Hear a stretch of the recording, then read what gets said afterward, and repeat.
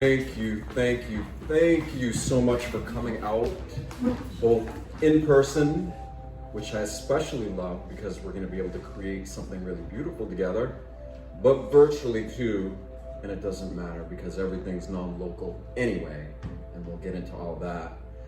But this event, for me, is a real honor and it's a real privilege, and I feel really grateful to have been invited here because I'm a newly published author. I just put out a piece of work that is so vulnerable, so deep, so something that you would never want to intentionally put out into the world.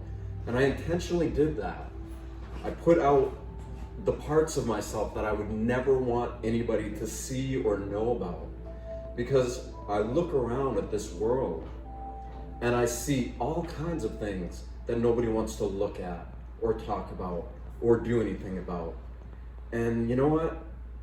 I don't like the way that makes me feel because I know that I can do more. And I know that I can change things, even if it doesn't seem like it or even if I don't know how. So I want to thank the Intuitive Development Group of Maine, Michelle, for reaching out to me to have me here. Flourish Arts, this beautiful room with all this incredible energy that they put into it here. I mean, I wish you guys could see it. For anyone who hasn't, it's in Biddeford, Maine. Come here. It's just beautiful. It feels like home, which is what any good place should feel like.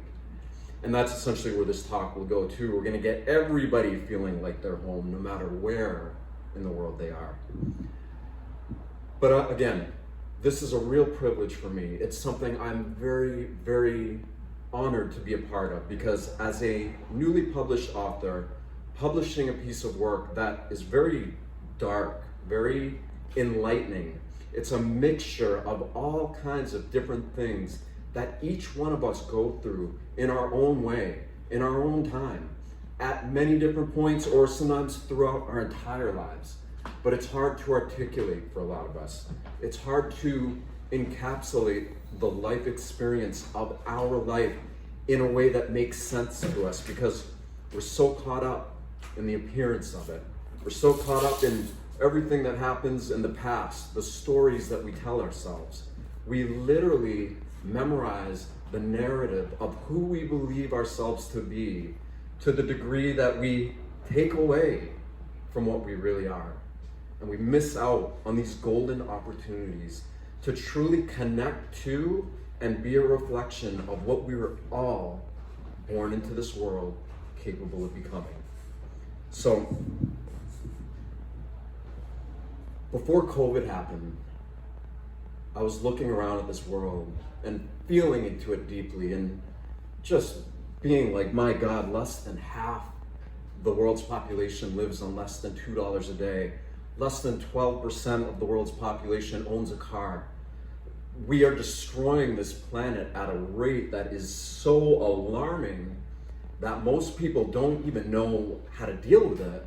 And so, like many things, we just try to brush it off to the side and like, oh, hope somebody else would do something about it. The whole time knowing that we really could do something about it, but we're not quite sure what. So, I'm gonna cite a lot of things from my life, and I'm a very extreme case, so I make a good case study in that regard. I've survived through a lot of things that were really, I shouldn't have made it through.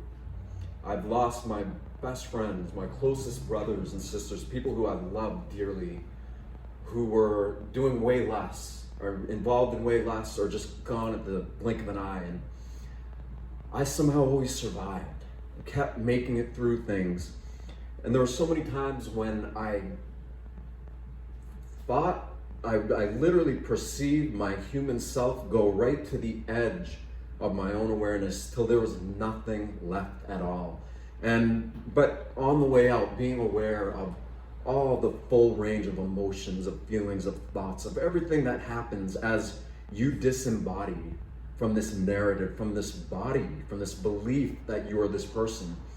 And then transitioning from this into whatever that is on the other side that so many of us act like we don't know about and maybe don't consciously remember, but deep down, we know there's a part of us that does know what that is. And so when I look out at this world and I see the suffering and I see how incoherent everybody and everything is, it all stems back to one place: us as individuals. And you know, I was in prison. I went to prison for 3 years, and I was in there just hating my life, hating it. You know, the biggest victim on the planet. Like, how could I do this to myself? How could the government do this to me? How could my own government put me in jail for a plant that's on the verge of being legalized back then?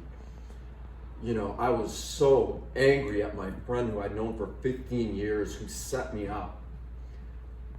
Just every feeling and emotion to reinforce this victimization that I felt. And it just kept getting worse and worse and worse. And I was the biggest victim, and I was in there crying, and you're not supposed to cry in there, but I did because I didn't know what else to do. And it got to a point where I was like, wait a minute. Everybody and everything that there ever was is totally against me, and I'm feeling it, and it's totally messing me up, and I hate it, I can't deal with it, and God, take me out of here. But then something just snapped, and I was like, wow, there's so much quote unquote wrong that it's almost a joke. It's almost like it doesn't make sense. There's no way that it could be this extreme. And suddenly I just had this thought.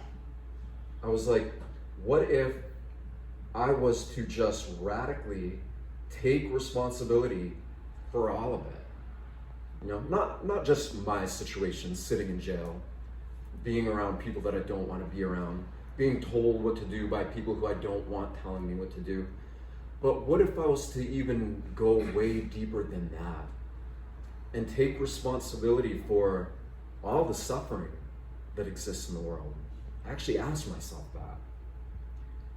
And I was like, well, if I was to do that, what would that look like? What would I have to be like to actually take that level of responsibility? You know, the mind, our beliefs, everything that's in us comes to the surface, and we question it all, and we wonder how valid it is and how real it is. But I realized that if I was to take full responsibility for the way I was perceiving reality, I would have to just completely accept it as it was, without judging it, without ascribing any meaning to it at all. And to do that would mean that there'd be nothing left in me. And of course, this is all a rational process. I'm thinking it through, and I'm like, okay, if there was nothing left in me, what would nothing feel like? What would it be like? And so, you know, as thoughts come up, as we keep going over this stuff, I noticed bit by bit that I started becoming aware of all of these thoughts, beliefs, these behaviors, these things that I had memorized in my past. They began surfacing, and I became aware of them. And I realized that they weren't who I am, it was who I was. And so every time I became more aware of the things that happened, they weren't happening, it had less power over me. And the more I did that, the less power the past had over me, and the more power I had in me. And it was amazing because so much of what happens to us in the past, our trauma, our whatever we go through, everybody goes through a lot of different things, but we memorize it. Our bodies memorize it. It gets stuck in us sometimes. You know, it might just get stuck in our heads, might get stuck in our heart, it could get stuck anywhere, depends on what it is. But as I began to purge myself of every single bit of everything that kept me feeling powerless, and feeling the power that would begin to emerge out of me, I began to feel how things would release from my body. Trauma, problems, issues, beliefs, things of the past that were literally stuck in me, it felt like. And I didn't even realize most of it. It's just because I kept focusing on what would it be like to be nothing, to be nobody, to be nowhere, to not have any of this happening, and to be at peace with it all. And so I just kept going through this process and going through it, and not even caring that I was sitting in prison anymore. It made no difference to me at all, because I started feeling so good right there. And then I realized my heart was literally communicating to me, through me. And it always has been. It's always been doing that to all of us. There's just too much stuff in the way, so we're not able to hear it. So we don't know what it's saying to us. We're just somebody going through something at some place, somewhere in the world. And we believe that. We believe that more than what we actually are and what's actually happening to us. And when we go too long as individuals and as a species not taking responsibility or not being aware of that part of ourselves, things happen. Pandemics. You get arrested. Somebody hurts you, somebody breaks your heart, something happens. All these things constantly are happening because something else is trying to get our attention. But we're too caught up in the past, in the belief that we're somebody, to be aware of this stuff. So when I realized that my heart was literally communicating to me, through me, it was accompanied by a feeling that was so beautiful and it was so profound. And I began having a level of communication that was really very simple, but deeply profound at the same time. So as the old stuff started clearing out, I just realized that I'm not who I think I am. I'm not who the world has told me that I am. I am whatever this energy is that's animating my being, that's causing my heart to beat, that's allowing me to think that I'm a person. All of that comes from something else. And as I began just continuously feeling that something else, I realized that for me, at that point in time, it was very clear what I had to do.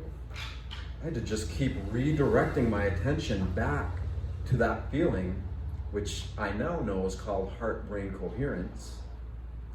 But I didn't know that at the time.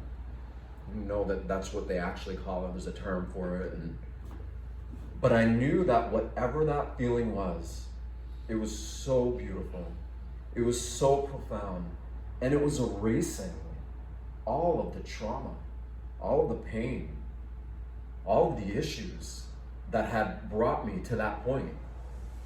And it just kept going deeper and deeper and deeper, to the degree where, I started feeling this energy just welling up inside of me, literally, and if I'm kind of crude, I'm sure you guys don't care, but I'm not gay. I have gay friends, but going to prison, I knew that I wasn't going to be having sex. I'd gotten out of a 6-year relationship with a partner at that time. And I was like, what am I going to do with all this sexual energy that I had in me?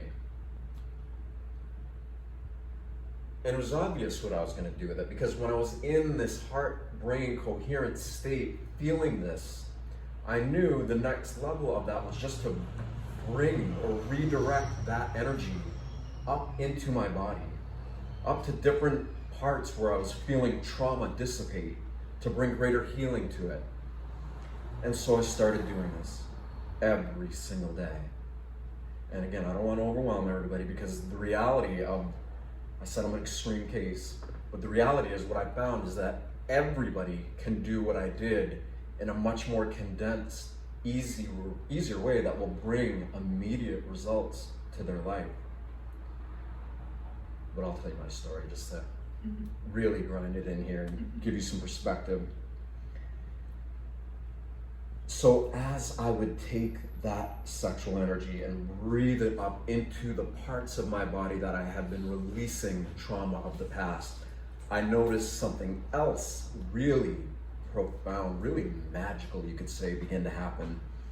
And that was like a braingasm or a heartgasm, and like literally the same kind of thing that you think an orgasm feels like when it's in your in your sexual parts, but what that might feel like if it was happening to a different part of your body, right? So we've got the pituitary gland, we've got the pineal gland, we have the thyroid gland, the thalamus gland, we have all these glands, all these plexus centers that are all wired throughout our entire being.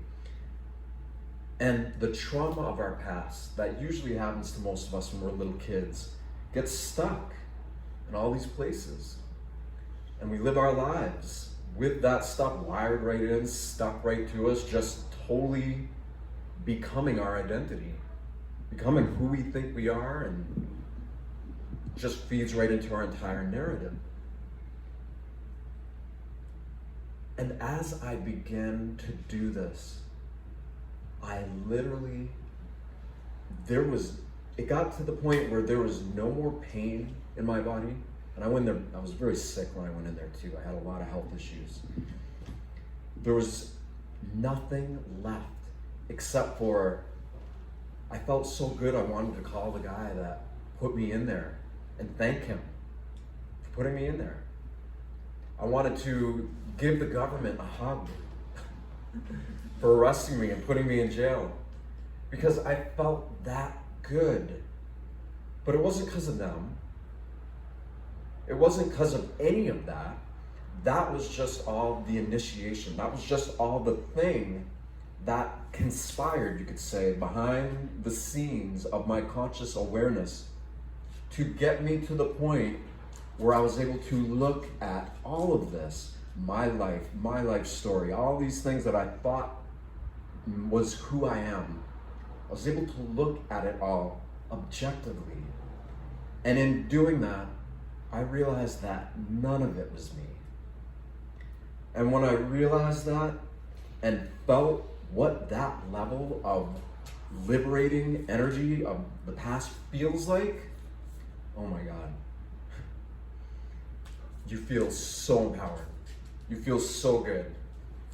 And you know that you are tapping into states of being that we probably all would be living in if we were children that had never been traumatized, that had never had anything happen to us. And so ultimately, this is a return to the state that we were all in as kids, when there was awe and wonder and possibility alive and well in the world. But look what happened to us, right? I know in my life, I got bullied. I got teased for being a little kid from the country that didn't fit in. And it hurt my feelings. You know, some people get violently beaten or sexually molested, or, you know, way worse than what happened to me. But what happened to me was enough to take me out of that state of awe and wonder and empowerment and knowing that anything was possible in the world. But that's because I had no guidance. Nobody was there to say, look, things happen. If you can deal with it objectively, you're going to be able to move beyond it, or let it move through you, and you'll pass through it. And it actually could be a greater karmic lesson of something that you don't even know about that's working itself through you. But I didn't have that. Nobody was there to tell me that, and nobody was there to tell most of us that. We're born into a world where we're kind of thrown to the wolves in many ways. We're just thrown out into the world, and we've got to figure it out on our own. And is it any wonder that the world looks the way it does when there's so many people alive who have no idea what they really are, or why they really exist, or how to be proper stewards of this planet?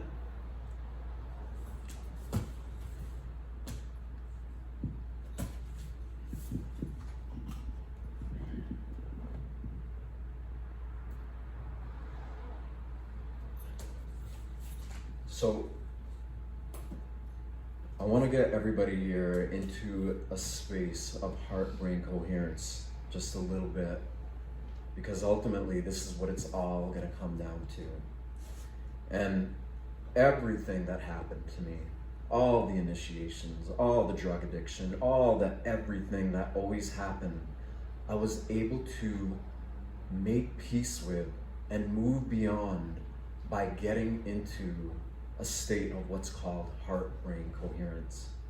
Now, I didn't just stop there. That was the gateway, you could say, to deeper and higher and more advanced levels. But it was the gateway, the doorway, the entrance into what brought me out of 90% of all the stuff that I was holding on to in the past.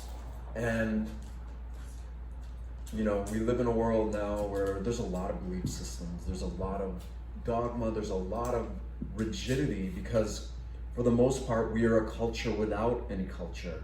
We are a species that doesn't remember its source. And so we're looking to latch on to anything that is in resonance with the level that we're currently used to thinking and feeling at. And so we'll see this manifest around us as like rigid belief systems, like I'm this person, this is my life, and this is what I do. And we see this in a lot of the quote unquote spiritual communities too, about past life stuff. And, you know, again, they're all beliefs, they're belief systems. But the reality is, yeah, they do have an effect on us and they are valid, but 99.99999% of what is holding us back from living in a truly empowered state are things that happen to us in this life. And they're things that we can really address very quickly when we've made up our mind on a few fundamentals, like I did. So one, and we're gonna go into heart-brain coherence, but the fundamentals are this: I made a decision that no matter what, I was going to change with every bit of me, that I was going to move beyond the limitations of my own victimization, of feeling like a victim, of feeling like I was suffering. I made that decision first and foremost, and nobody and nothing was going to take that from me. So that level of devotion, of I am going to do this, and that's it. No ands, ifs, ors, or buts about it.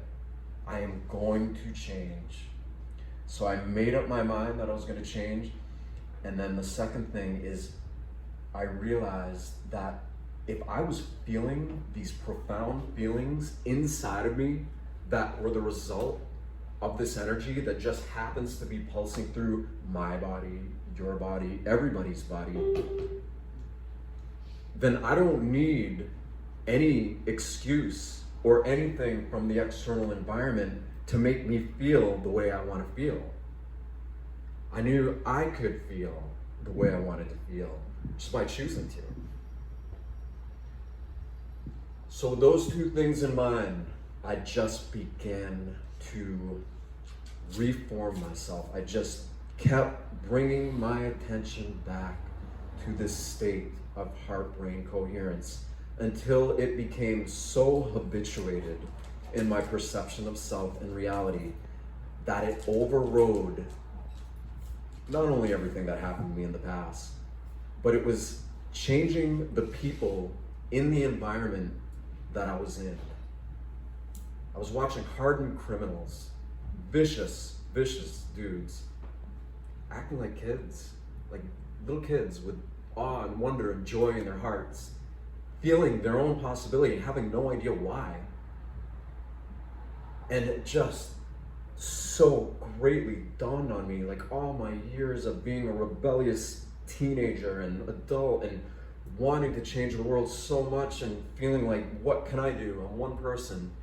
And then being brought to this point where I realized that, oh my God, Gandhi maybe, I don't know who said it. A lot of people have said it, change comes from within, but it truly does.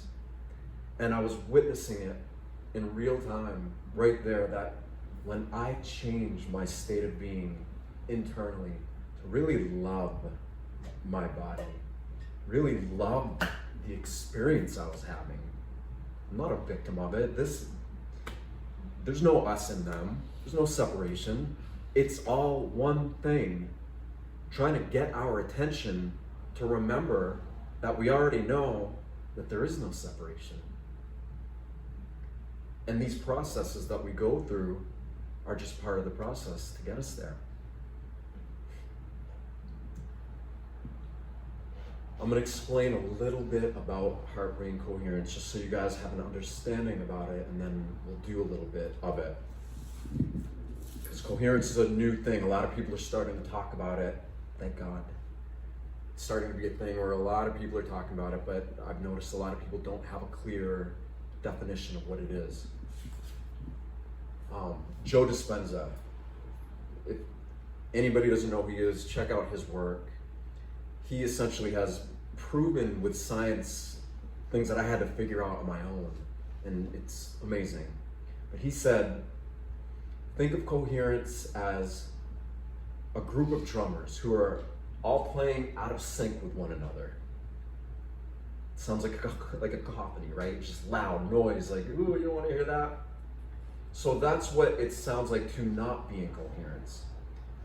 But coherence would be all these drummers playing together, in sync, in front of an audience.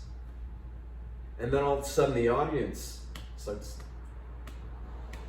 with them, in sync. And so you can look at the drummers as like the heart and brain, the two major organs that are in communication with each other the most. That's the drummers, the main drummers. And then the audience is everybody else. It's like the rest of your organs in your body.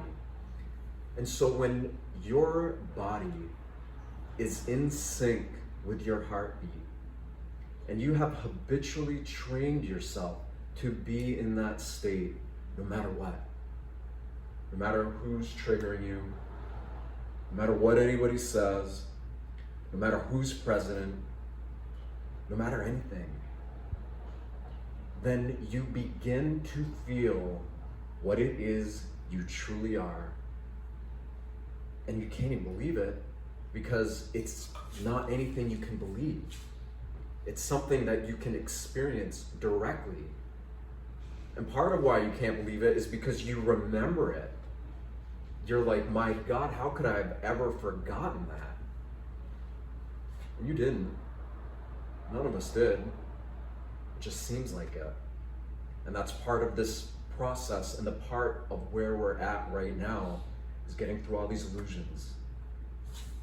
Getting through the appearance of things, the way things look, to get to the heart of why they really are. So, the Heart Math Institute, just on a side note, is a great organization. They've proven, they have a lot of science to back this up. But essentially, the heart is sending more signals to the brain than the brain is sending to the heart. Nobody knew this before their research. So when you're in your heart and you're breathing rhythmic breaths through your heart, you know, it's almost like you're focusing through your heart and you're choosing to feel elevated emotions like joy or love, or you love your dog or whatever. Like, all of us have a memory of something or somebody or something that reminds us of love or joy, or that makes us smile. Whatever that is for you at this point in your time, at this point in time, you can choose to feel that in your heart as you breathe rhythmically. So that might be like 3 or 4 breaths in, 3 or 4 breaths out. And just do that, whatever's comfortable for you, but try to find a pace where you're counting the same in-breath, the same counts in and the same counts out, while you're feeling joy in your heart. And everybody, do this with me now.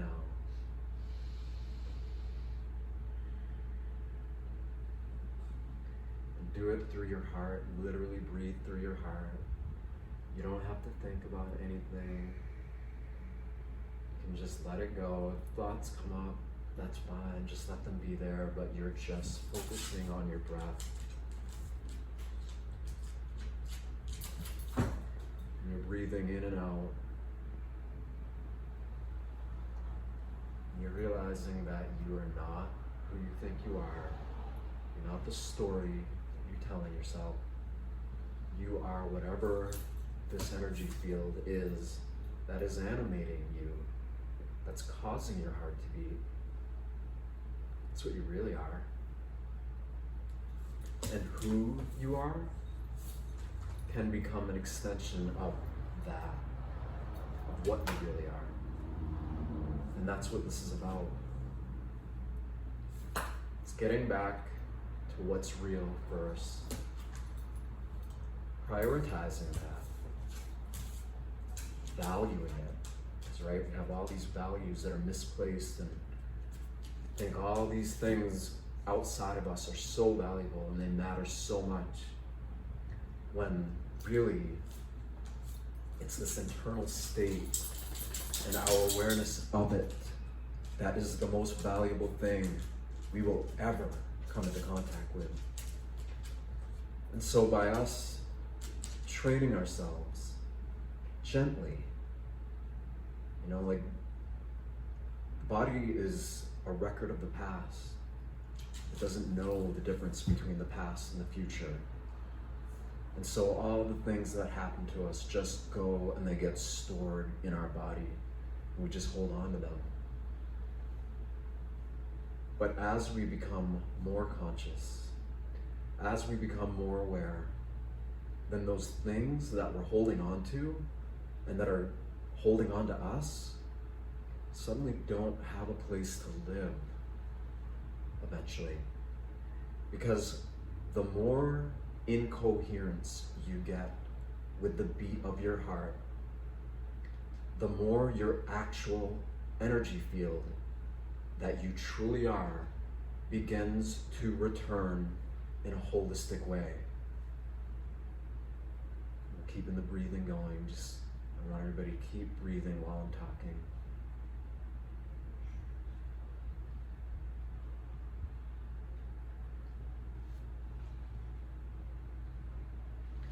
So as we prioritize these states of heart-brain coherence and we begin to value it, literally to the degree where we love it.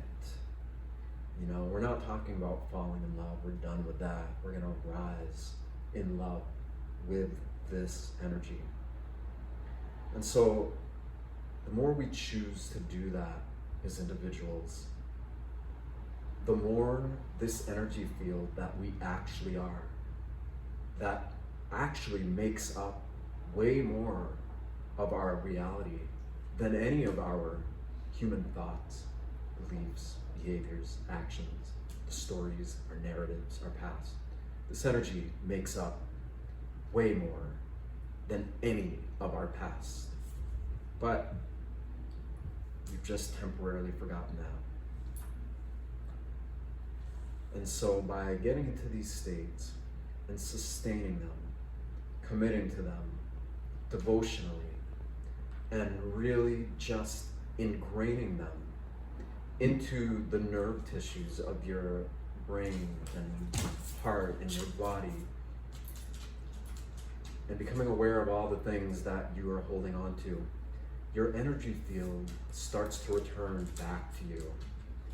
It starts to literally reappear, you could say, or just reconvene in a way where it's more whole, Because right now it's like we're fragmented through all these different aspects of space and time, and we don't even realize it. We don't even know that. We haven't become that conscious to realize how disconnected we are. But by becoming aware of this stuff, we start to become conscious of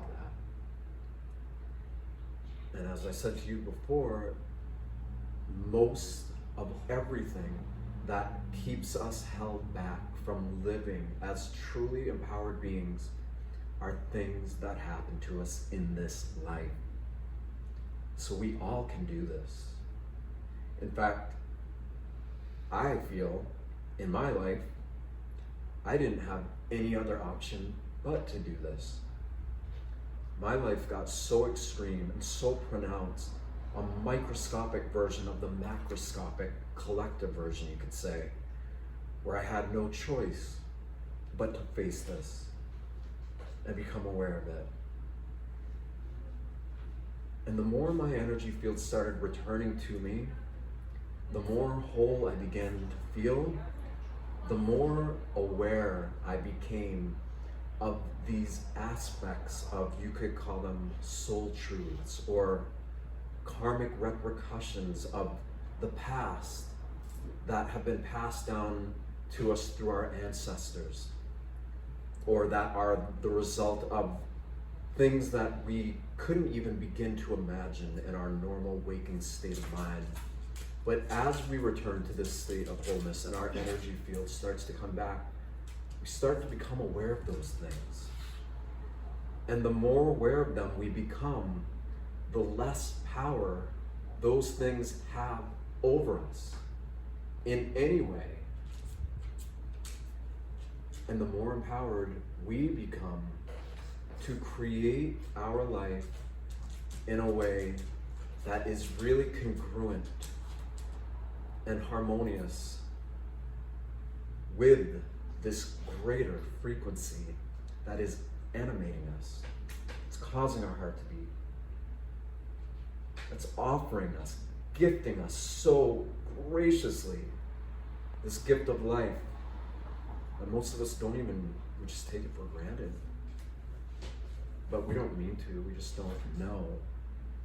But now we're remembering, we're coming back to that.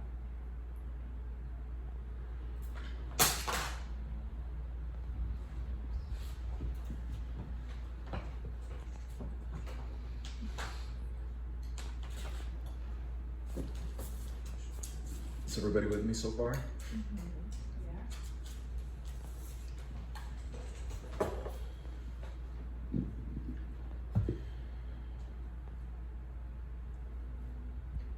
So whatever it is that happened to you when you were a child, just allow that to surface just for a little bit from a place of coherence. Look at it in a way where you're not attached to the pain or the trauma or whatever it was that was the outcome of the initial incident. Just look at it from a more objective way, like oh, okay, that happened.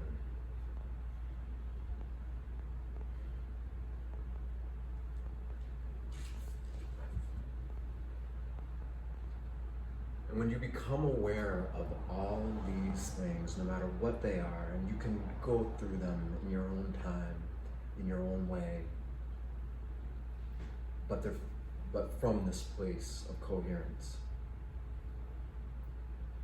then they have less power over you as you go forward in your life. And that's when it starts to get exciting. Because you literally, once you go through that purging and you start to push that stuff out, and you start to feel what it's like to have a heartgasm, have a braingasm, and realize what that does to your energy field and the types of energies that are actually available to us, we're free energy generators. We are literally producing energy at a capacity and a scale that so far outweighs any human comprehension. But we couldn't imagine anything like that. Not in our current states. But we're getting there.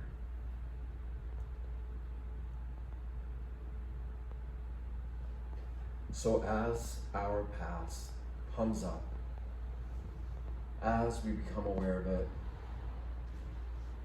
you're breathing in and out, and you feel the peace that being in a coherent state brings to you. You start to really remember what it's like to be in your body, because a lot of us don't want to be in our bodies. You know, most of us are in our heads. We're, you know, in this story, we're just always just playing this stuff out, and it's just going on and on and on. And we don't want to be in our bodies, you know? I used to do a lot of terrible things to my body, and it caused me tremendous pain, and I did not want to be in my body. So I'd look for ways to escape, drugs, all kinds of things. And they would only temporarily remove the pain, but then once they wore off, the pain was still there, but then with the little additional guilt of, oh, I did that and I didn't need to. But even that, returning back to a coherent state, to a state of innocence as a child, means that you forgive yourself for everything. It means that you forgive everybody who has ever hurt you, or triggered you, or taken you out of your power.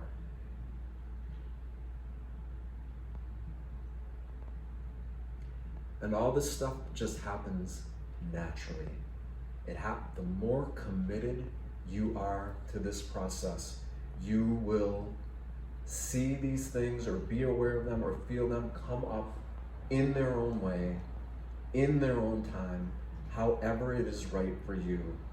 Because even though there's one thing going on, even though there's literally a unified field of conscious energy that is just emanating throughout all space and time and through us, the separation of it is something that we just think is happening. And we have been so culturally, if you want to call it a culture, we've been so conditioned by society, by the world, to believe that we are separate from our own body, each other, everything. We believed it, we bought into it.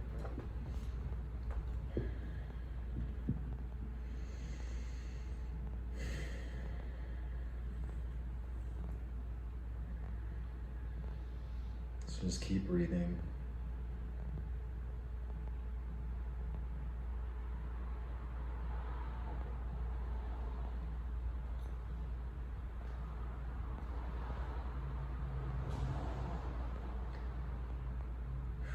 So what happened to me eventually is that through doing this, literally committing to doing this, nothing else mattered more than this.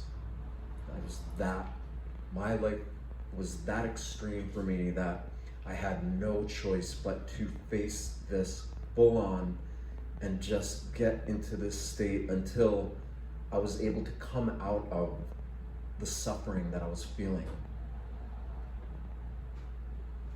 Then that power started coming back. Then my life started coming back to me. And then I realized, oh my God, when I'm in a state of full coherence and it's rippling throughout every organ of my body and around my body, and I get around other people who also start doing the same, then we're just amplifying the field that we all are. We're creating greater connection in ourselves to each other. And I began clearly seeing that the more that people commit, they choose, they just, with everything they've got, they're going to get into and sustain these states that when we come together, we are upping the amplitude of our own frequency. We are reflecting back to one another the potential that we all know is possible within us. And I started seeing and being aware of all these things that they weren't even happening yet, but I knew they were going to, or something like it, because I was less identified with the stuff that was taking me down. And I was more identified with the potential of what these feelings that I was generating meant for my own life. And I started getting really excited. And I was like, you know what? I'm going to create events where I get people together, and it's not me, it's you. You guys are all here because there's just a part of you that is aware of the same thing that I'm aware of inside of me, and we're all coming together because we know that it's time to make some truly significant changes. And we see that the way we've been conducting ourselves in this world, trying to change things from the outside in, the way we think change is brought about, hasn't been working the way we wanted. And so at a deeper level, we know that true lasting change is going to come from the inside out like this. And we know that we don't want to hold any ill will or ill feelings or perception of division or separation from anybody or anything, and that deep down, whether we want to admit it, whether our ego wants to accept this or not, deep down, we know we are here to love our greatest enemies. Truly, truly love them to the degree that they become us and we become them. And all these temporary, illusory lines of perception that so many of us are so heavily invested in just dissipate like smoke into the air.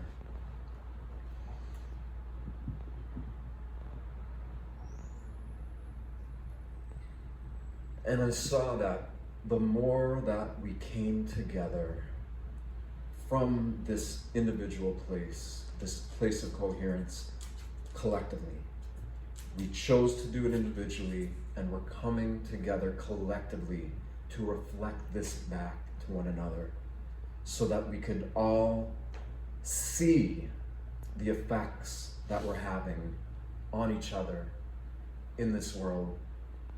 I saw great healing taking place. I mean, spontaneous, instant healings. It's happening now. There's groups around the world that are doing this. They're getting big groups of people into these highly coherent spaces, and people are healing instantly. It's happening everywhere. But I knew that all these great healings, all this power, this potential, this beauty, this glory, this return to wholeness, this feeling that we are everything we always knew we were capable of becoming, but we didn't have the self-confidence, we didn't have the self-esteem that if somebody just would have helped us come to terms with when we were kids, things would be looking way more different now. But we have that now, and that's what this is. We're here to remember this, and to be this, and to choose as individuals to take steps every day, whether it's for 5 minutes a day or for 5 hours, or if it's eventually all day. It makes no difference. But we chose to make a decision to get into these states, to prioritize being in them and valuing them above and beyond the things that we typically value. And I know it's like, okay, well, I don't have time, I do this. this is where we're called to trust, to have faith. Because, right, if Seth had 3 years in prison to sit and practice this all the time, like, it's easy for him to say all this, right? But it's funny because, yeah, it was really easy for me once I figured this out and got into it and was sustaining it.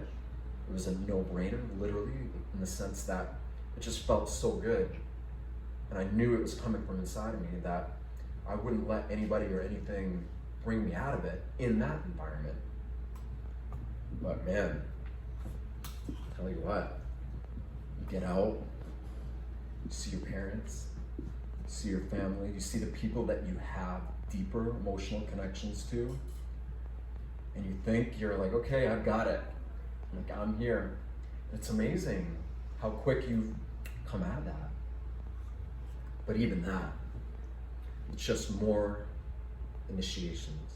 It's more preparation, getting us ready to become something that is so profound, that is so beautiful, that is so incomprehensible with our normal states of awareness.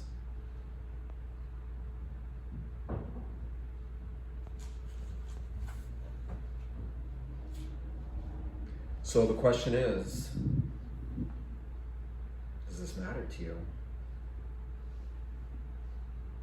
And then you have to ask yourself, if it does matter to you, how much are you going to prioritize this?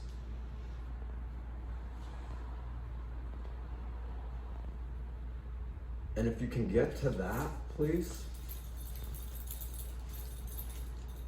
you're going to start seeing how things in the world around you support your decision to do that.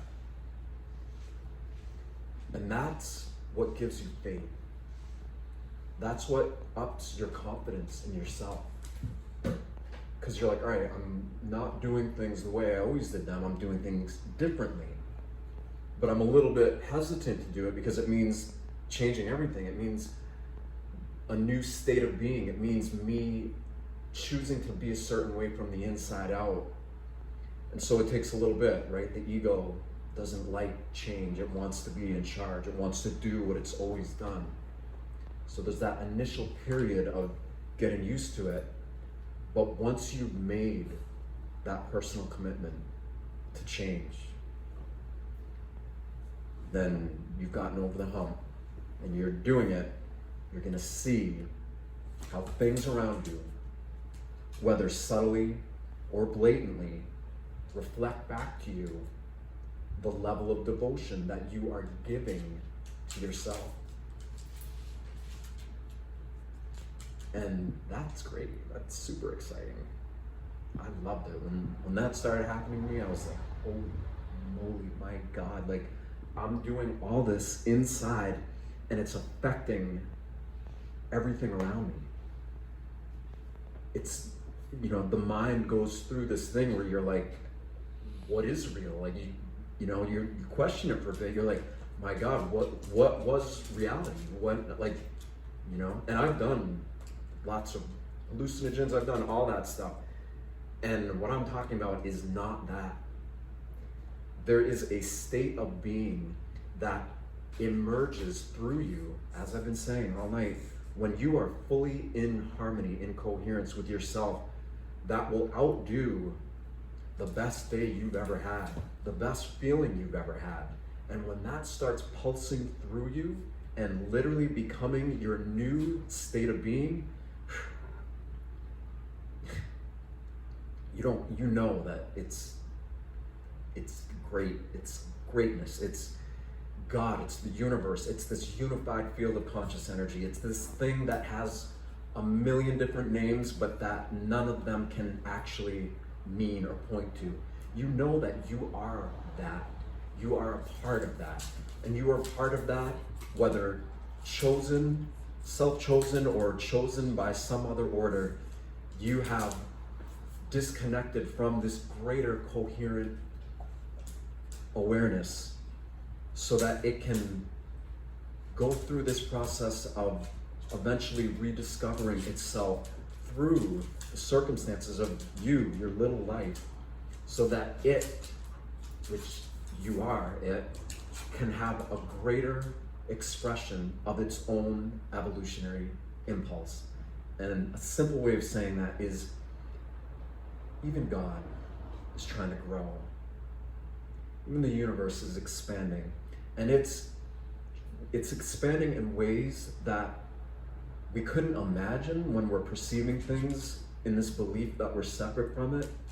But when we are in coherence with our own body and the energy field that is animating it, this coherent field is able to become aware of this greater coherence that it comes from, and how everything is all actually perfect. It's synced together.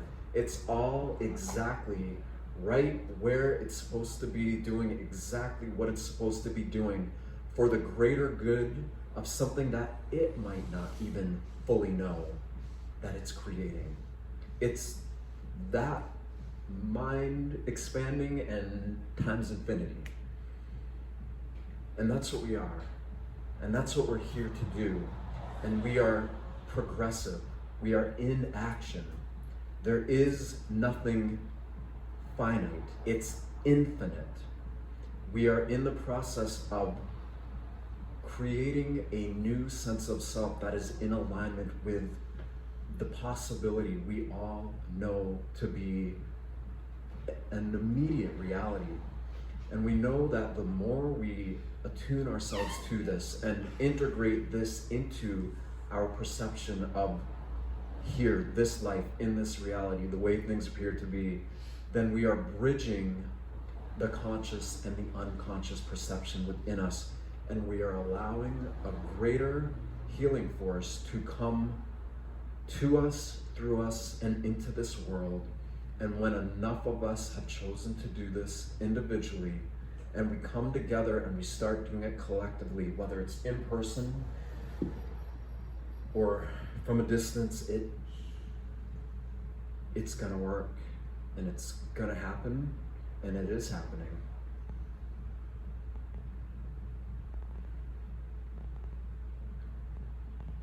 So,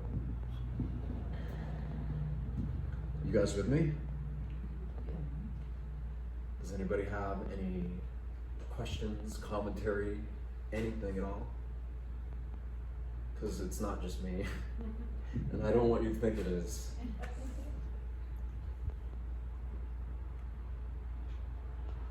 So Seth, Yes.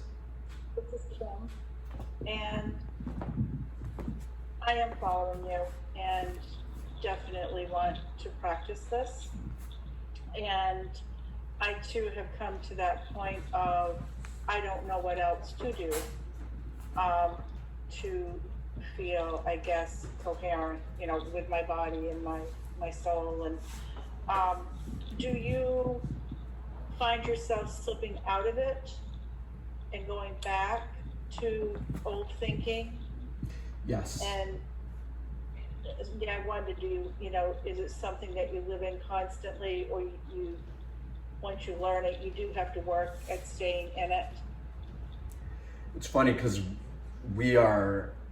people don't want to hear that, right? But at the same time, we know we can't escape it. There's a deeper part of us that knows that. So that's why we're coming together like this, to support one another. Because if one can do it, then we all can do it. And we eventually get to a place where, yes, believe me, I continuously have stuff come up. But I've gotten to the point now where I am so aware of when it happens, and I look forward to it when it happens, because I realize that it's just stuff from the recesses of my past that's coming up. And every time it comes up now, because I've shifted over so much of my awareness to this coherent space, every time the past comes up or ancestral stuff comes up, I shed the light of my current level of awareness on it, and it has less power over me. So it is progressive, it is ongoing, but it's totally within our capability and our ability to do. And put it back in place. Yeah. the right place. And this is what I'm here for. Like, this is why I exist. There's nothing else that matters to me more than this. But I've had to train myself to be like that, because there used to be all kinds of other things that were more important than this, you know, like my past, like my victimization, like the guy who set me up, like the government, like, you know, there's a million things that used to be more important that I loved, right? Because we don't think of it as loving it, but if we're giving our attention to it, it's like we're choosing to love it, really, or commune with it in a very stress-induced kind of way, when we could be doing the opposite. We could be totally just loving it so that it doesn't have the power over us that it previously did. So my point is, like, I'm here doing this. This is all I do. In fact, this is the only reason I'm alive. I've gone through things that I should not be here from. And it was by being in these states that brought me out of it. So now my duty, you could say, my responsibility is to help everybody who wants to do something similar. Now, everybody's gonna have a different way of doing it. They're gonna have their own unique approach, because even though we're all the same, we have different things that we have to face. But essentially, the process is similar for many of us. So you've got me. I'm in your corner, all of you guys. Like, I want you guys to become aware of the coherence that you truly are, because it makes me feel lighter. It makes me feel like,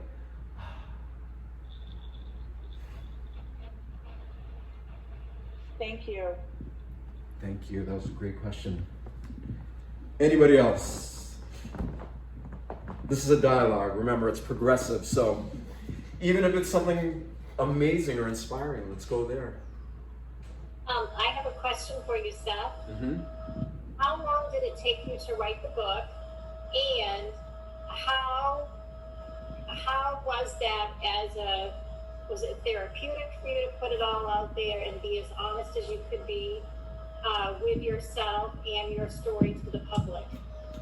Love that question, yes.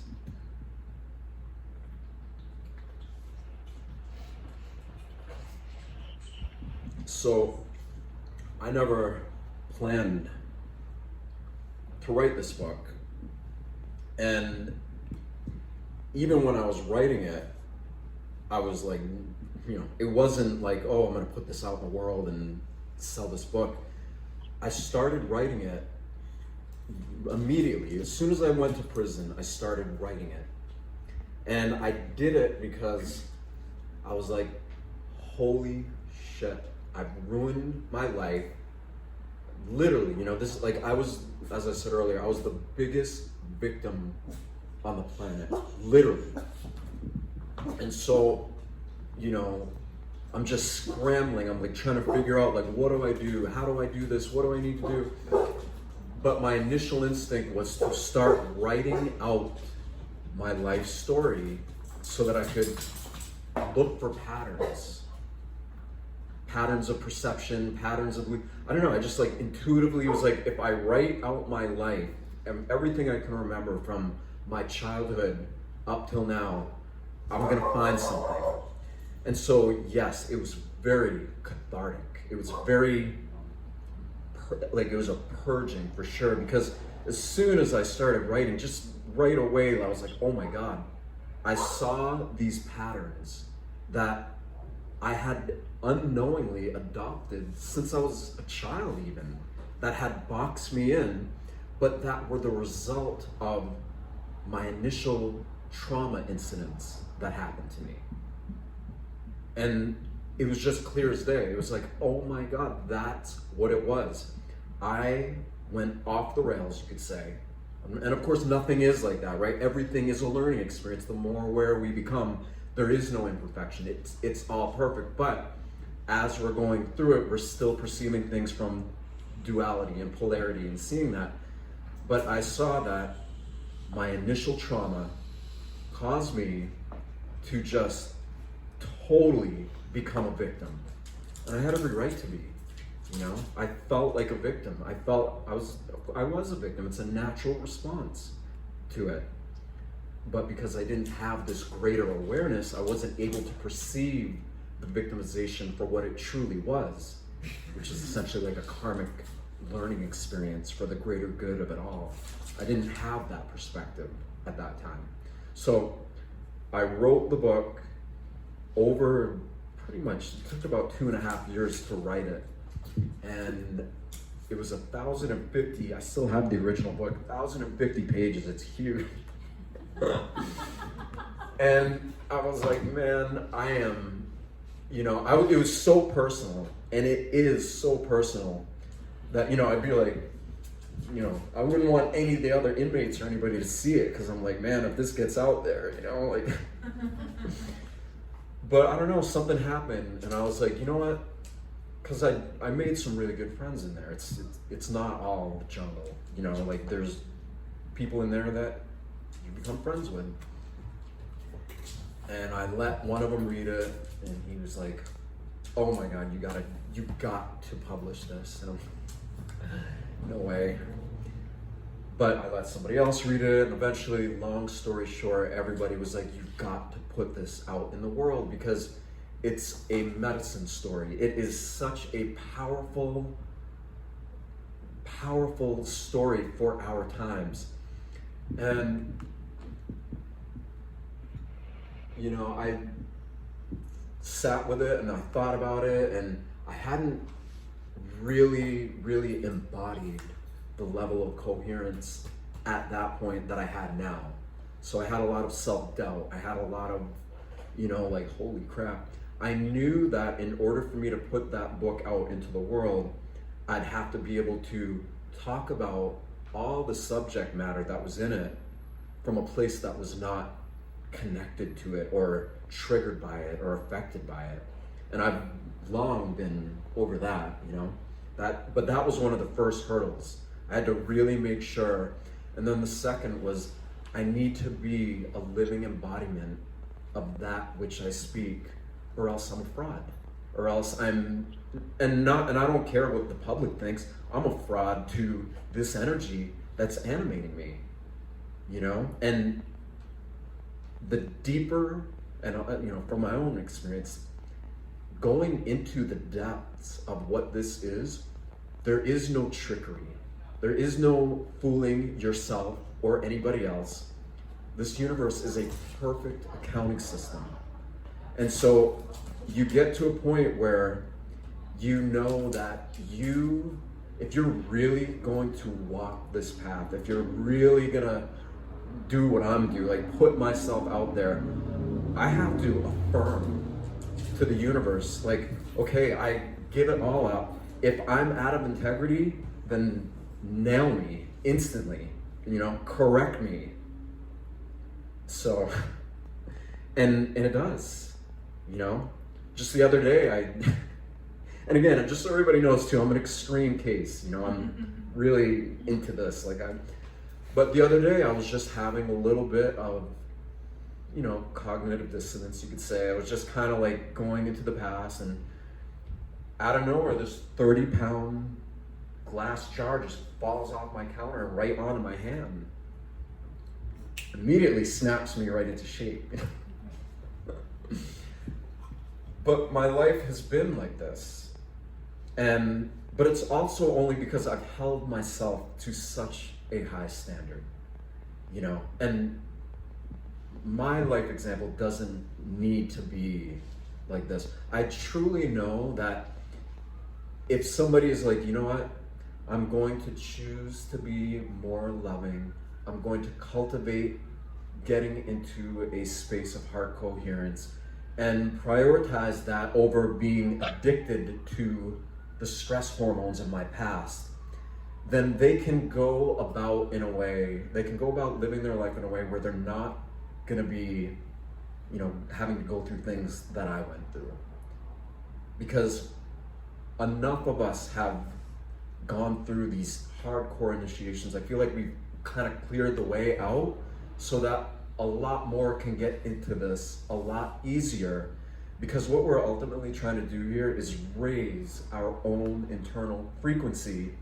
And the more that others do this and raise their own frequency, the more we uplift the entirety of the human species, and that's what's going to create change.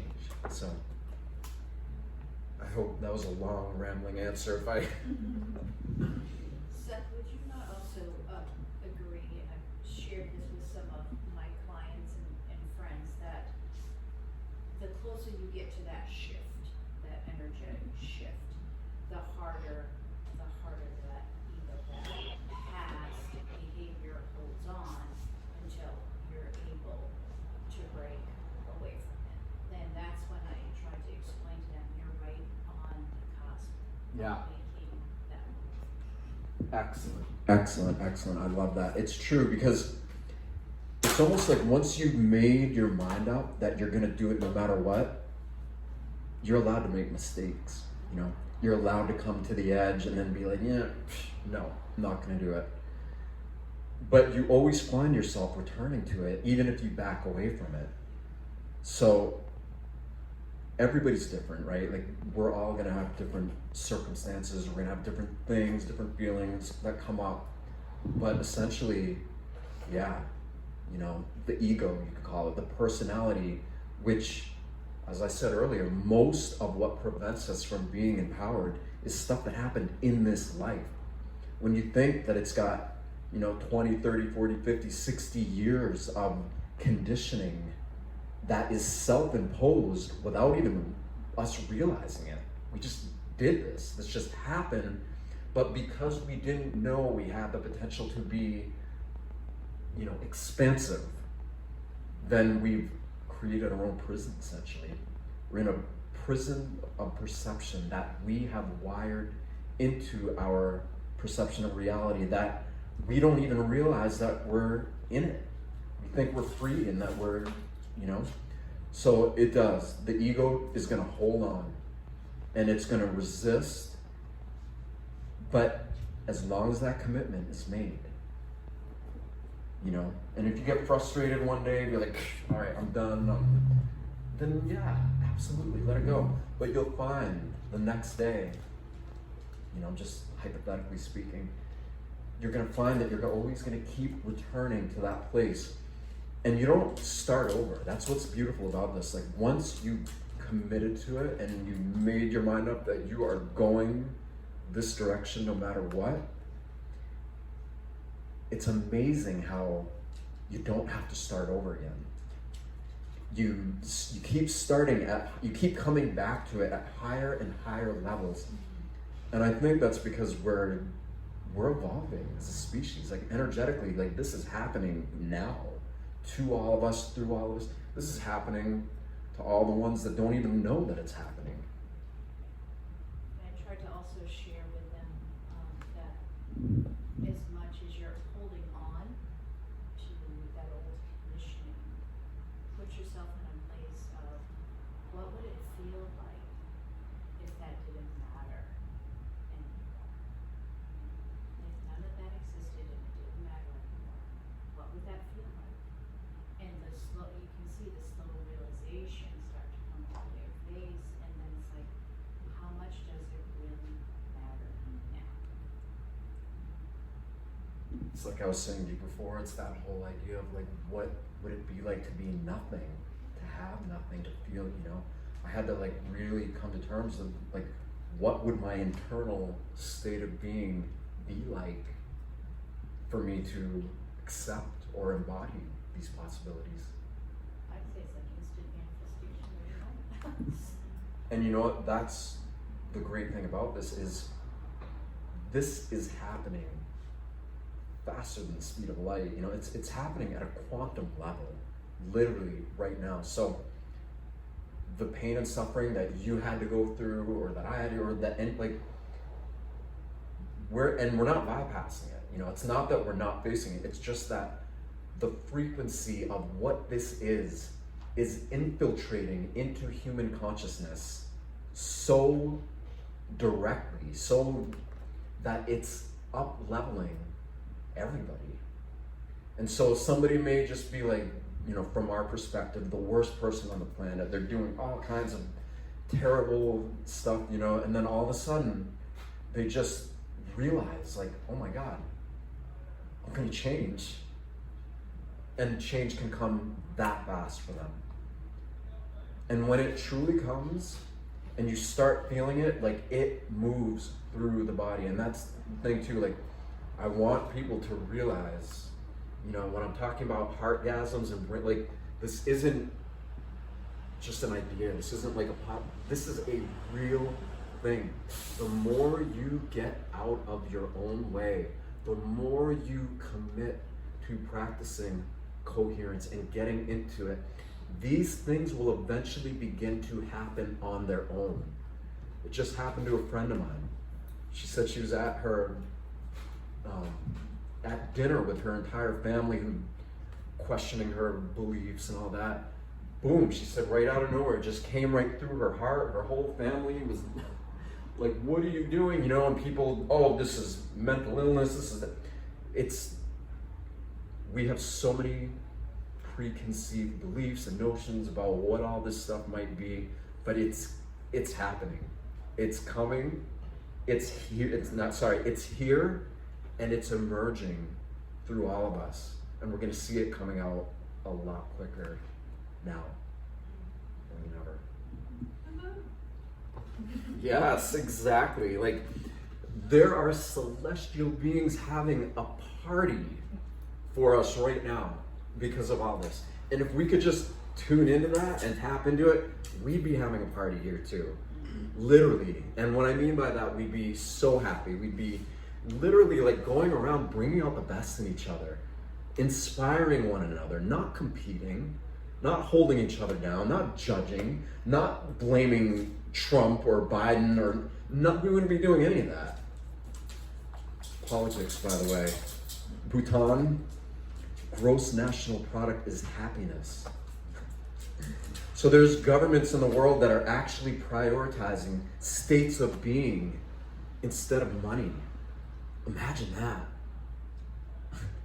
So it's very much an individual thing. Like, where are our priorities, right? And this might look different for different people, but prioritizing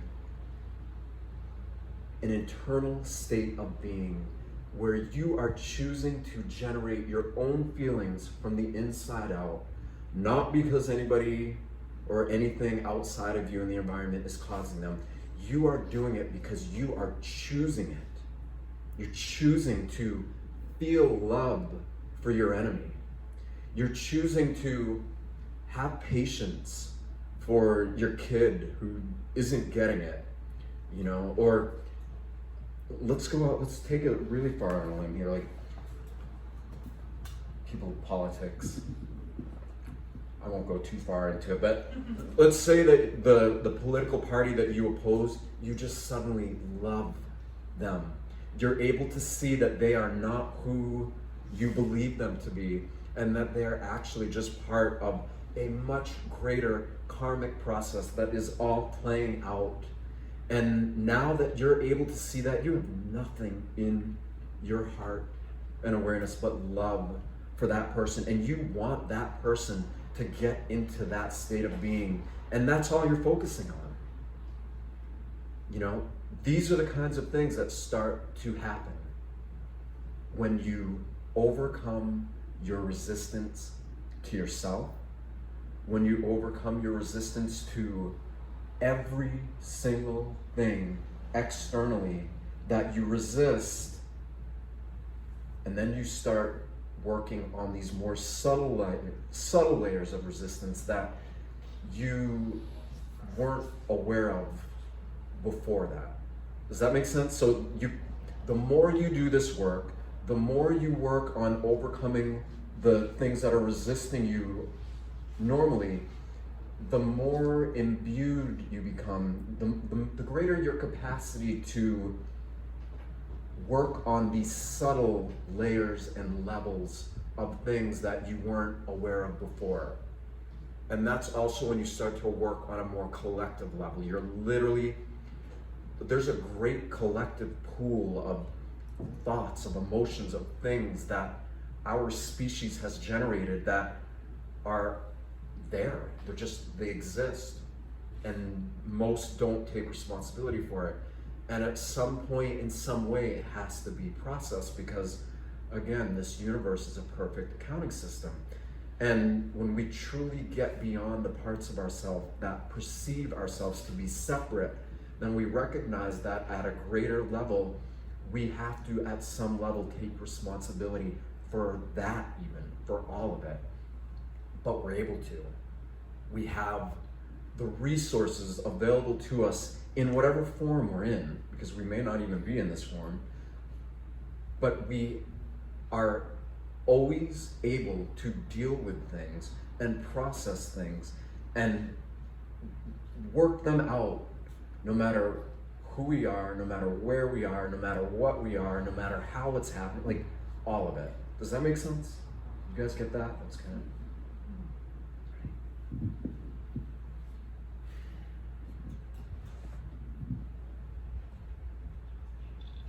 And Seth, another question. Mm-hmm. Do you work individually with people? Do you do workshops or anything like that?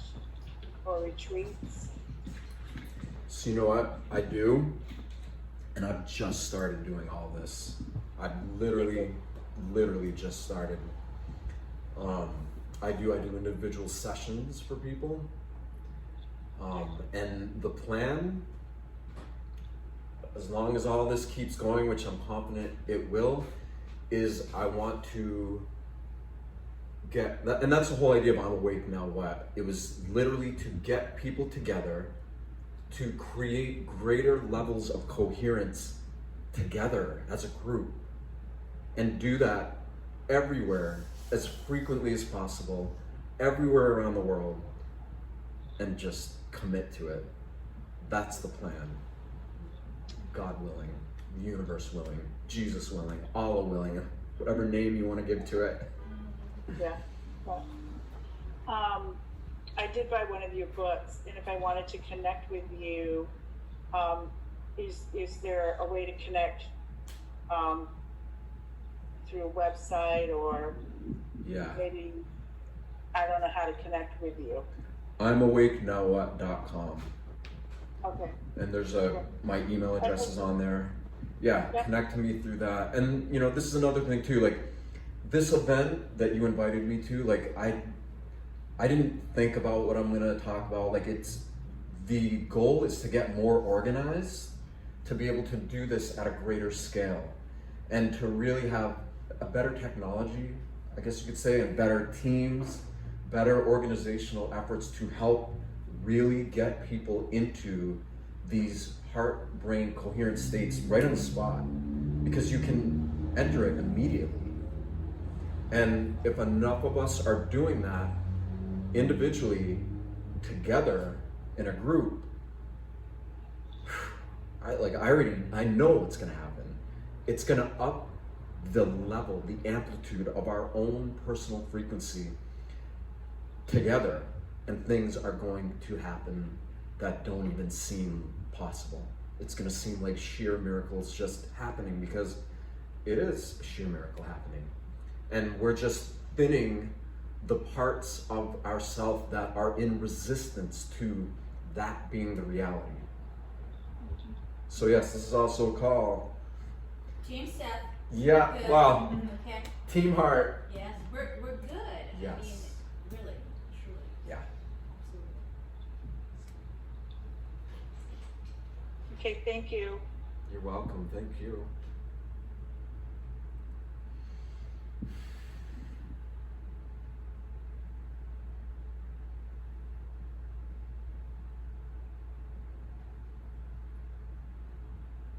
How many people can just sit in silence and literally just be with their own thoughts, with their own feelings, and not feel like they need to do anything or be anything? I do that a lot. I just literally sit and just allow myself to be aware without the need to do anything at all. And it's amazing what actually gets done, the things that get accomplished. And the more that an individual gets into these coherent spaces, the more our abilities, we all have these innate abilities, these gifts, if you will, that we're each born with into this world, but that we're not aware of because we're so conditioned in a prison of our own making that we didn't even realize we were constructing. But when we get out of that prison, when we've opened up the door and set ourselves free, then we start to become aware of innate gifts, of abilities, of things that were always there. And these gifts become pronounced and they become amplified. And that's a beautiful, beautiful thing. And it's amazing I've had so many people come to me who I know and I've known for a long time, who are just outright showing me their gifts and telling me that they just they never talked about it, they never revealed it because they're so afraid that they're gonna get judged for it, or they're gonna get looked at as being weird or not fitting in or all this. And you know, that's part of why I put this book out there, because I'm like, you know what? What if I take the deepest, darkest, scariest things that nobody wants to talk about because we're a bunch of social phobes? Is that a word? It is now. We're totally social phobic, right? We're social phobes. We're afraid to talk about the things that really trigger us and scare us because maybe we have a problem with it or a family member has a problem with it. And because society as a whole judges it or tries to make us think that we're wrong for talking about it, I was like, you know what? I don't give a fuck about what anybody thinks about me.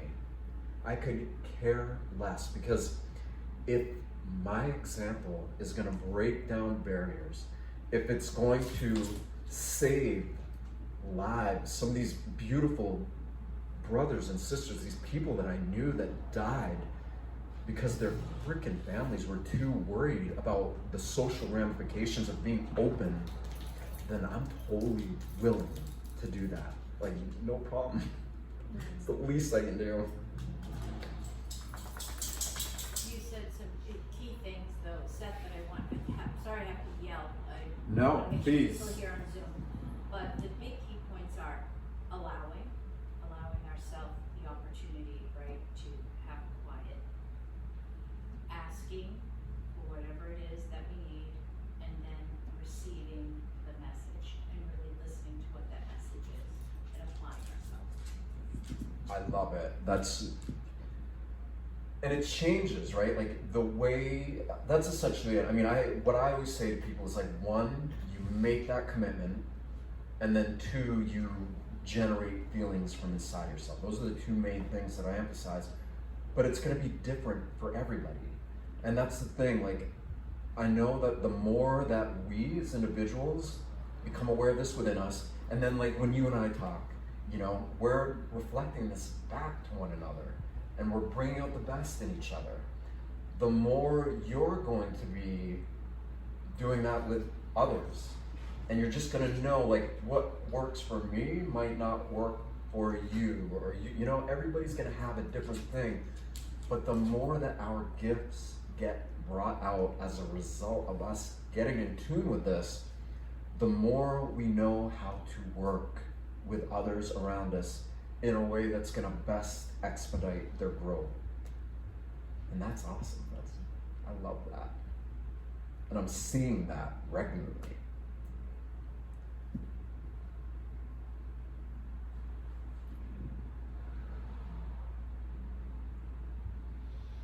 Yeah, if anybody wants to say anything, like this conversation is not confined to this room. It's not confined to the internet either. This is a global universal, multidimensional. It's going on beyond anything we could ever begin to imagine. Even if we were to be fully awakened and fully conscious of all of our potential in the here and now, look at where we are. We are on a living blue-green rock, a majestic cornucopia of life that is so profound, from the most minuscule, when you look at it from the most microscopic to the macroscopic level. And we are in this vacuum of something that, whether you focus out by going out into the furthest reaches of the universe and the multiverse, or if you focus down to the smallest subatomic particle, each way, no matter which way you focus, goes into and it leads into infinity. And so when you surrender the need to even want to look at things from that level, and instead accept that there's a part of you that is already harmonized to things at that level, the more the realities of what we actually are and what we're capable of just start to grow out of us. Like a bunch of weeds grow in a garden. It just starts coming out, and the more we are aware of that process as it's happening to us, the better apt we are to co-create a vision and a version of something that may have never existed anywhere before. We have that right. We are literal creators of reality. And we are creating reality whether we know it or not. And that's the crazy thing about this, is because we've been creating a prison. We've created personal prisons. We've created a prison planet. We're watching these governing bodies around the world reflect back to us so that we're in a prison planet, and we're doing it. We are literally doing it at the individual level. And that's the last thing that most people would ever want to hear or believe or take responsibility for. But I'm saying, guess what? Take responsibility for it, or at least try, or at least, like a sculptor breaks, chips away at a rock to reveal something that nobody else could see. Start chipping away at what it would feel like and be like to take responsibility for everything, all the atrocities that have ever happened in the world. Find it within yourself to start being able to do that. And I can tell you that from my own experience and from others that I've talked to who are also getting ready to come out and share a lot, we're doing this. It's happening. And you know what? When enough of us get to that place of self-empowerment and realize that we are literally creating free energy through our field, again, those celestial beings that are having a party up in the heaven are going to be really coming down to join us. And like, that's what we're kind of doing here. Like, let's have fun. Okay? And you know what, let me preface this with everything, because I know I said a lot of things tonight that were intense and serious, and it's true. Facing trauma, facing these things, it can be hard and all that.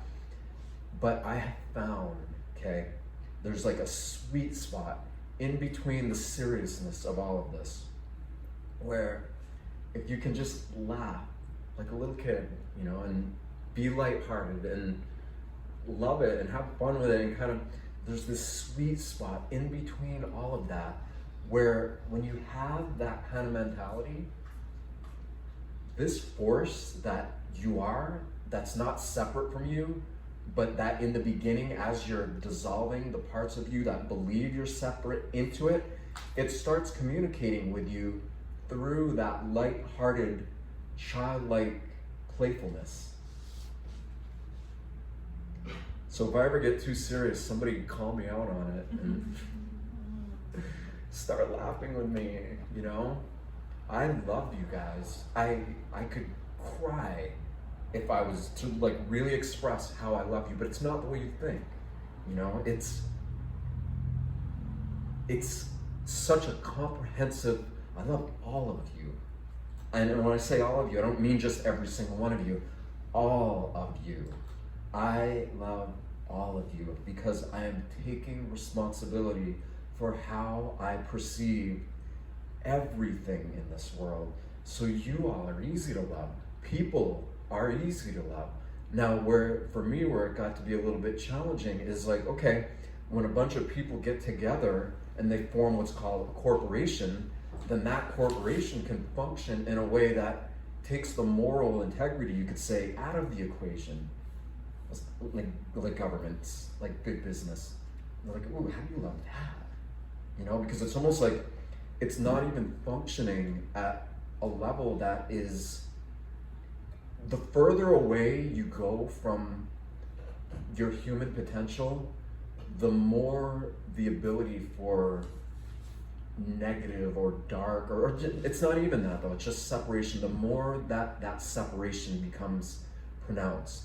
So for me, it was like, I had to find ways to love that.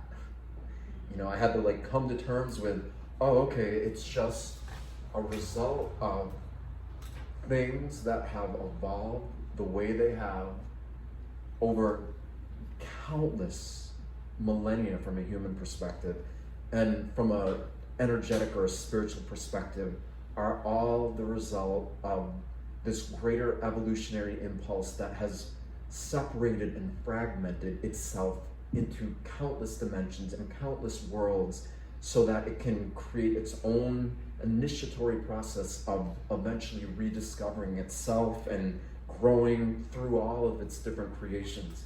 It's kind of funny when you think about it like that. It's like, it's so perplexing and it's so mind-boggling, but it's supposed to be. And that's when we're supposed to be like, all right, I throw my hands up, like it's okay, it's all right, you know. And then you're like, well, I can change the way I feel about it.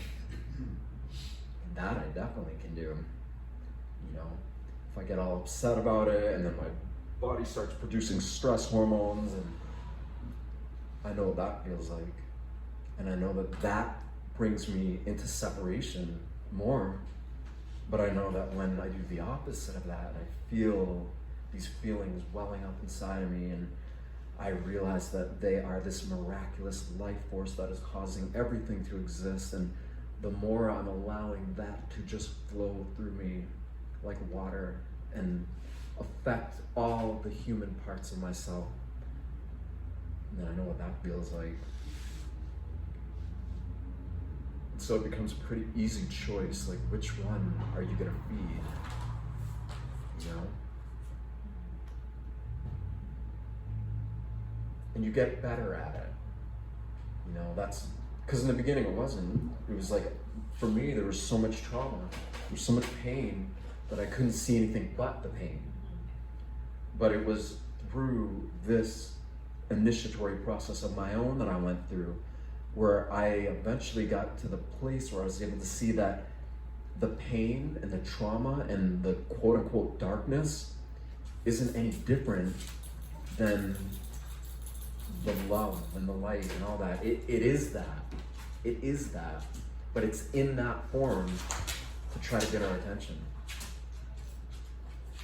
And I like, even that, I was like, motherfucker, like, really? It's like, really? I have to accept that, you know, in my own process, just coming to terms with it. But again, you get better at it.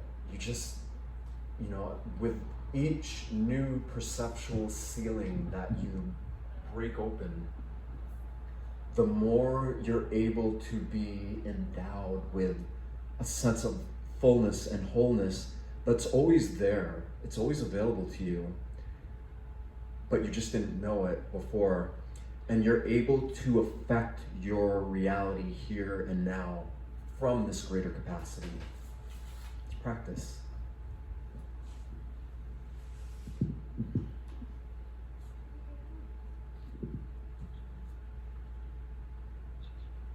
It's me again, so Keep coming. We can do this forever. Well, I have a question for you. You just said something, and I'm not sure if I heard it correctly. You said when you're in the negative and you're thinking about the negative things, I think you said you came to realize that it's the exact same energy as the energy force, as being able to think positive and, happier thoughts. Is that kind of what you're saying? Is the energy that's in us, and we can direct it either way, but it's the same energy. Is that what you're saying? How radical is that, right? Yeah.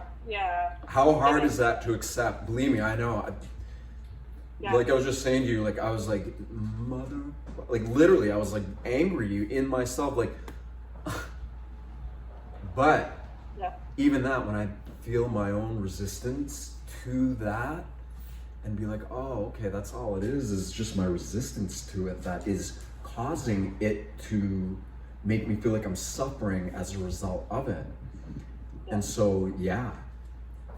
So whatever level of perception you are currently at in your human experience right now is going to determine the degree of duality or separation that you're experiencing in your life.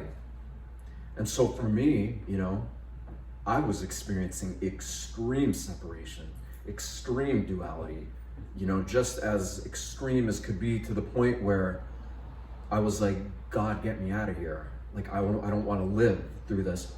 But God wasn't taking me out of there. I had to literally go through it. And so as a result of going through it and facing it, I realized that eventually I would come out on the other side and break down a perceptual ceiling, you could say.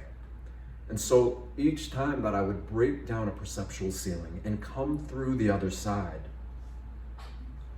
then it's not like the duality or the separation went away, but my ability to process it at a greater level became part of me.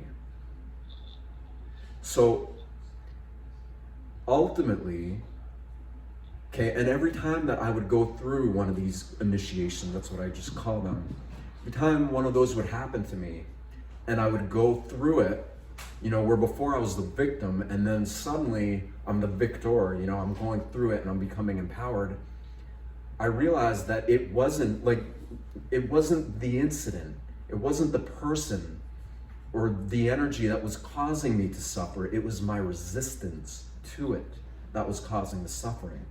And so the energy was actually a teacher. It was actually this greater life force teaching me what I needed to learn to break through my own limitations so that I could become a more full embodiment of what I had the potential to be, because I chose to do that. Does that make sense? It does to me. I don't know how other people are hearing it, but yeah, it makes sense to me. I'm hearing it. So but again, it's radical, right? It seems radical, but at the same time, we know that changes need to be made. And if we think we're gonna change the world with the same level of thinking that created it, then we're just gonna keep reinforcing more of the same. And so to change it means to think and feel greater than the conditions of it. It means that we as individuals somehow, in some way, have to determine I've had enough, I'm done with it. I don't know the way out, but you know what? I'm calling the way out to become part of my reality. And with that level of commitment and affirmation and devotion, quantum leaps happen. And suddenly you're thinking and feeling and perceiving outside the level that you were currently resisting. So, yeah. And when enough of us as individuals do this, and we get enough groups of us, of the human species together doing this, then it's gonna have a ripple effect across the entire planet. It's just gonna, Rupert Sheldrake is a brilliant scientist, and he's coined the term morphogenic fields, which is essentially another way of saying the unified field. Quantum physics, all this stuff has proven now, even though mainstream science doesn't talk about it, they've proven that there's a quantum field, there's a unified field of conscious energy. They've proven that everything is interrelated and connected through an invisible field of energy. Okay, all of us in the metaphysics and all that, we've known that. A lot of religions and esoteric and spiritual practices of the past have all known this. It's not like it's anything new, but the world in its current state of evolution where we're at, which is a very polarized and intense time currently, when we're perceiving it from this level of disconnect, is waking up to realize that this is also a truth, that this potential is also actually available to us in this big giant mess that it looks like we're in. And so when enough of us take responsibility for it at some of these levels that I've been talking about, and again, it doesn't have to look as extreme for you as it did me, but it's just the commitment to it. And you start cultivating it, and you start calming down, and you start relaxing, because the thing is, like, in a state of heart-brain coherence, you're so relaxed and you're so calm. And when your body starts to function in a way that is independent of your conditioned mind, you start having experiences that are, you're like, it's just so like, wow. You start to realize, like, I have been keeping myself in a prison and I didn't even realize it. You know, that's what the hormones of stress do to us. And we're all living in a state of mid to high chronic stress. And it's been happening for most of our lives. For most of us, it started at childhood when something traumatic or dramatic happened to us. And most of us have been sustaining these states or levels of stress throughout most of our lives. And we live in a world full of people that are doing that. And so collectively, as a species, we are literally emitting the electromagnetic signature of stress, of fear. And so what do we think is going to be reflected back to us in the world? We're witnessing this. We're seeing our governments, we're seeing the reflection that the world is showing back to us is that of individual and collective people suffering by their own doing, essentially. Now, the things that happened to us, yes, we were victims, but when we realize that we're not actually victims and that these are greater things, that even though we couldn't see them from the perspective of ourself that was victimized, they were greater things that were put in place that are meant for us to take a quantum leap in our personal and collective evolutionary perception as these beings that we are, then we have the ability to start changing this. And when we get into these loving, coherent, out of stress states, and we start coming together and relating to one another and forming connections and friendships and everything together, then it starts changing as a species. And then we're going to see this change in governments and businesses and all that stuff. Yes, Michelle? I'm just letting you know that. 5 minutes? Okay. You know what? Unless anybody has anything left to say, why don't you come up here and let's close this? Okay. But I just want to say thank you for everybody who listened to what I had to share tonight. Thank you for showing up. I appreciate it. This was an experiment. Great one. Good. I'm glad. I hope you all gain something from this. Yes. Thank you. Thank you. Thank you. So I'd just like to thank Flourish tonight for allowing us the space, Mary Beth and John, and all the support that you do for the Intuitive Development Group. We can't thank you enough. For Liz and her co-creativeness and collaboration with me to get things like this, to jet set it out there for everybody. We're grateful for that. Seth, again, thank you for answering the call and being willing to put yourself out there, being vulnerable and just sharing what it's all about. And thank all of you for tapping in and joining us tonight. So I'll just have Seth close out the evening with his bowl. Okay, let's do that. A little bit of music to celebrate. Actually, Michelle, can you come here and hold this microphone? Oh. Because Certainly. so I will just do a little bit of tube and throat singing with the singing bowl. And just so you know, I'll do it without it and then I'll do it with it so you can hear. It's not a trick. It's not a microphone effect.